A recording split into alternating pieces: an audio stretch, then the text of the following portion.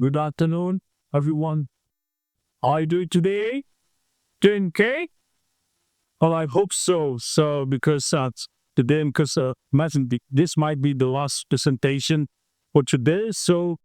Uh, hello to everyone here. My name is Taufal Rangkuji, and I'm one of the master students in the Indonesia University of Education. Um, to note first that might be one of the first autistic students in Indonesia University of Education. Uh, I might be a little bit awkward during the presentation. I hope you don't mind because I have something with the sensory thing. I hope you don't mind really. Okay, so let's begin the presentation.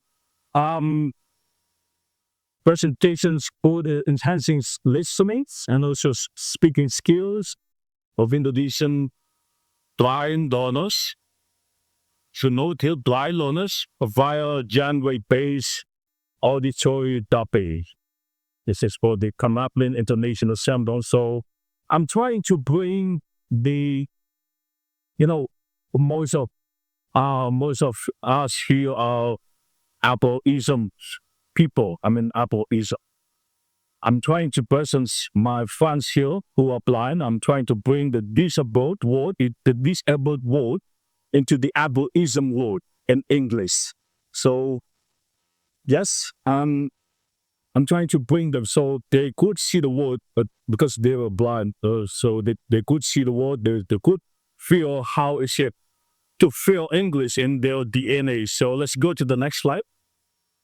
And yeah, for the background and the rationale and global context, I got the data here, 2.2 billion people worldwide live with visual impairment, according to the WHO.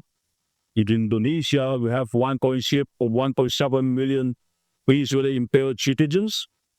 And the EFL classrooms in Indonesia remain highly visual, but they did not fall. They cannot fall. Yes, they cannot see. That's why. It's limiting blind learners' listening and speaking development. So the urgency for this is the need for audio-first pedagogy that is not merely an accommodation, but an equally robust instructional approach. I'm hoping and I'm thinking if this succeeds in Indonesia, blind student from Indonesia could learn English through listening and speaking. I hope this kind of instructional approach, this robust approach, could apply to international blind students. So they could learn English by dubbing. Could you imagine? Blind persons become a voice actors? Blind person becomes voice talents. They do a voiceover. Not only people who can see. Sighted person. They can also do that. The blind person. So, but yeah, my study offers a replicable model of inclusive English speaking for visually impaired adults. The research aim and question is to evaluate the effectiveness of a genre-based. I'm using a genre-based approach here. Auditory therapy program in improving the listening and speaking proficiency of visually impaired adult the FR learners, since since English is our foreign language in Indonesia. So the research question is, how does a genre-based auditory therapy interventions could enhance the listening and speaking proficiency of visually impaired DFL learner?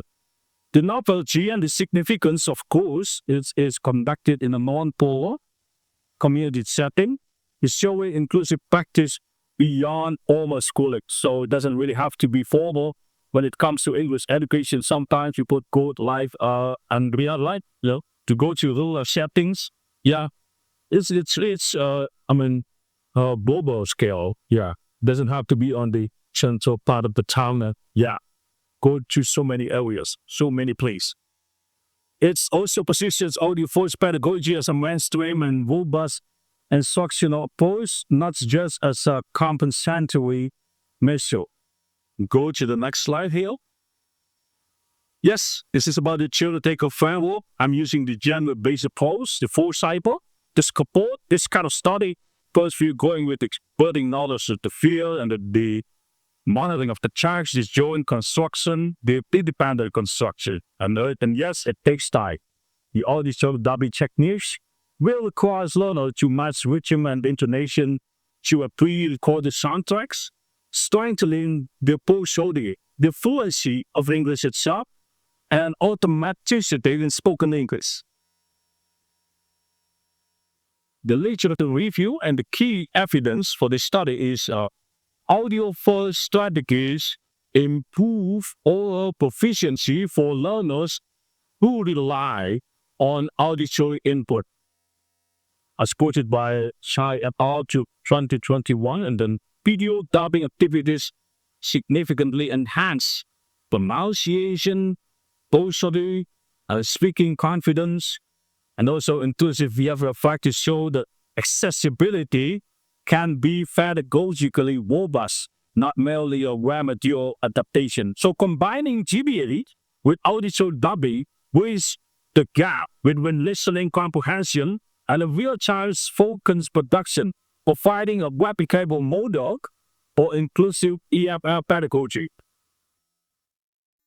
The methodology that I'm using and the setting that I'm using for the study is the design and qualitatively driven embedded and mixed methods, case study capturing both descriptive and quantitative data and rich qualitative insight. This is a non-formal community, and the participants, I'm using 2%, I'm involving 2 adults here with total visual impairment, so they cannot see. 100% blind. And the interpretation is around 4 weeks and going on. Yes, this is the intervention design and materials.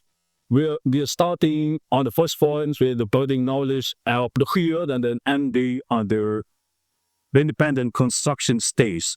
I'm meeting SEPA. Let's go to the next slide.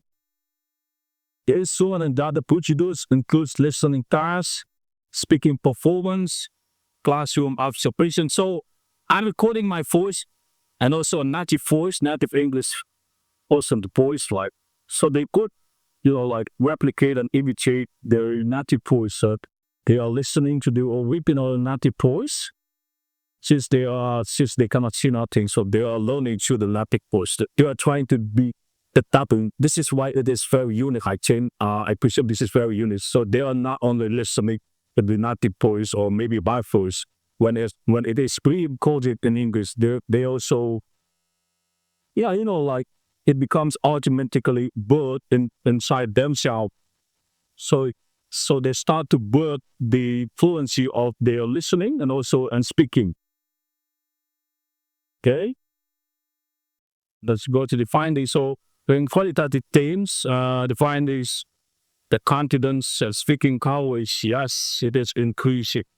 Both participants reported stronger willingness to speak English after repeated dubbing practice.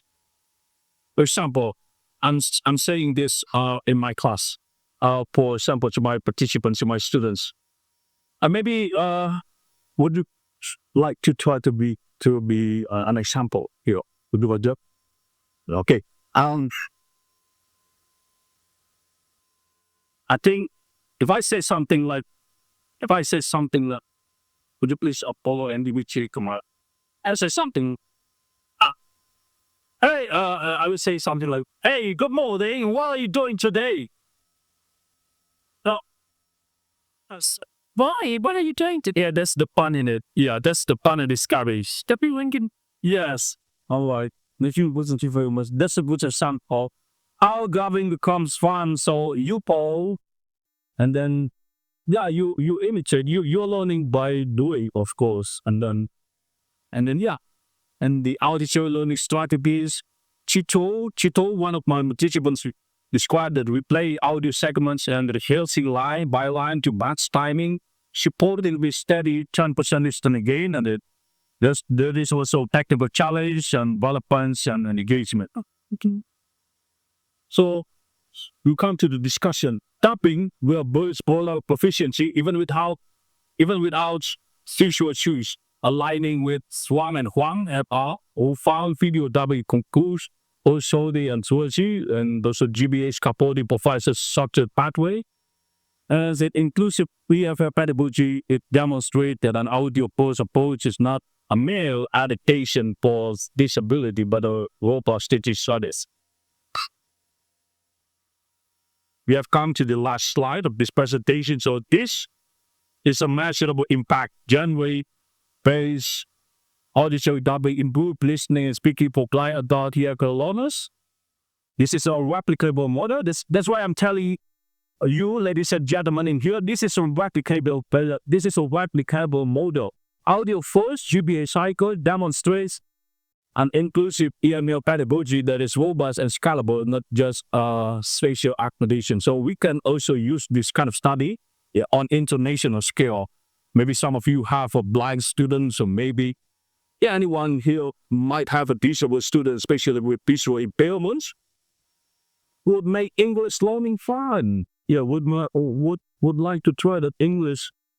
It's not always visual. I mean, learning language is not always visual. Sometimes it is only audio.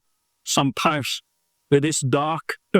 But in that darkness, you can find the colors. I mean, we can bring them colors. That's it. And so the policy alignment supports, it will support Indonesian inclusive educational goals, positioning accessibility as a mainstream strategy to enhance national EFL standards. For future research, larger and more diverse samples, longer interventions to examine long-term retention and transfer across formal and non-formal contexts. So, yes, I think that's it. My presentation for today. I'm really so exhausted. I'm sorry for everything. So, see you everyone. I